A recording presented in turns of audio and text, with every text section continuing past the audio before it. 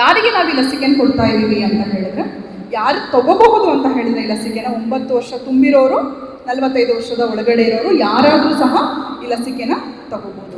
ನಮ್ಮ ಸರ್ಕಾರದಿಂದ ಈಗ ಕೊಡ್ತಾ ಇರುವಂಥದ್ದು ಏಜ್ ಗ್ರೂಪ್ ಬಂದು 14 ವರ್ಷ ತುಂಬಿರೋರು, 15 ವರ್ಷದ ಒಳಗಡೆ ಇರೋರು. ನೀವು ಕೇಳ್ಬೋದು ಯಾಕೆ ಈಗ ನಮಗಿನ್ನೂ ತಗೊಳ್ಳೋಕೆ ಸುಮಾರು ವರ್ಷ ಇದೆ, ವಯಸ್ಸಾಗಿರೋರಿಗೆ ಕೊಡ್ಬೋದಿತ್ತಲ್ಲ ವ್ಯಾಕ್ಸಿನ್ ಅಂತ ಕೇಳ್ಬೋದಲ್ವಾ ನೀವು.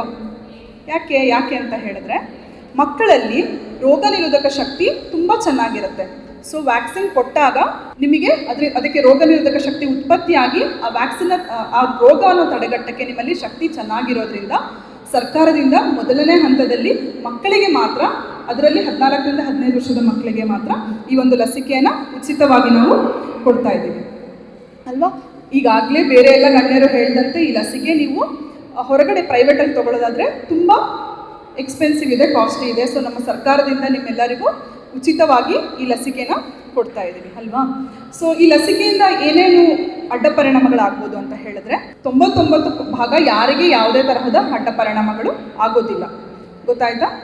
ಆಮೇಲೆ ಇಂಜೆಕ್ಷನ್ ಕೊಟ್ಟಿದ್ದ ಜಾಗದಲ್ಲಿ ಸ್ವಲ್ಪ ಊತ ಬರ್ಬೋದು, ನೋವಾಗ್ಬೋದು, ಸಣ್ಣ ಪರಿಣಾಮದ ಜ್ವರ ಕಾಣಿಸ್ಕೋಬೋದು, ಬಿಟ್ಟರೆ ಬೇರೆ ಏನೂ ಅಡ್ಡ ಪರಿಣಾಮಗಳು ಆಗೋದಿಲ್ಲ, ಗೊತ್ತಾಯ್ತಾ.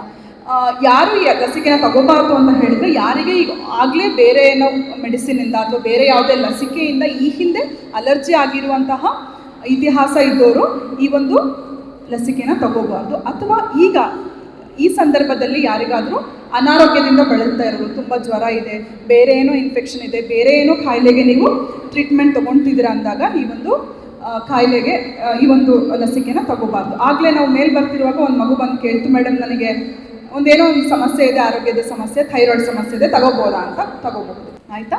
ಆಮೇಲೆ ಗರ್ಭಾವಸ್ಥೆಯಲ್ಲಿರೋರು ಸಹ ಈ ಒಂದು ವ್ಯಾಕ್ಸಿನ್ನ ತಗೋಬಹುದು, ಆಯಿತಾ.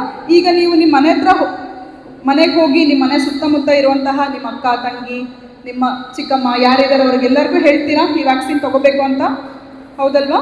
ಸೊ ನಿಮ್ಗೆ ಅನಿಸ್ಬೋದು ಇದು ನಮ್ಮನ್ನು 100% ಸೇಫ್ ಮಾಡುತ್ತಾ ಲಸಿಕೆ ಗರ್ಭಕೋಶದ ಕಂಠದ ಕ್ಯಾನ್ಸರಿಂದ ಅಂತ.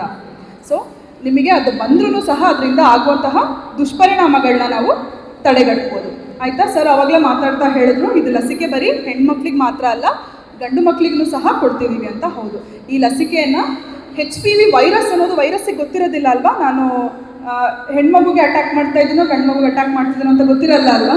ಸೊ HPV ವೈರಸ್ ಯಾರಿಗಾದರೂ ಅಫೆಕ್ಟ್ ಆಗ್ಬೋದು, ಗಂಡು ಮಕ್ಕಳಿಗೂ ಅಫೆಕ್ಟ್ ಆಗ್ಬೋದು, ಹೆಣ್ಮಕ್ಳಿಗೂ ಅಫೆಕ್ಟ್ ಆಗ್ಬೋದು. ಗಂಡು ಮಕ್ಕಳಲ್ಲಿ ಈ HPV ವೈರಾಣುವಿಂದ ಶಿಶ್ನದ ಕ್ಯಾನ್ಸರ್ ಮತ್ತು ಏನಲ್ ಕ್ಯಾನ್ಸರ್ ಅಂತ ನಾವೇನು ಹೇಳ್ತೀವಿ, ಈ ಕ್ಯಾನ್ಸರ್ಗಳನ್ನ ತಡೆಗಟ್ಟೋಕ್ಕೆ ಗಂಡು ಮಕ್ಕಳಲ್ಲೂ ಸಹ ಹೆಲ್ಪ್ ಆಗುತ್ತೆ.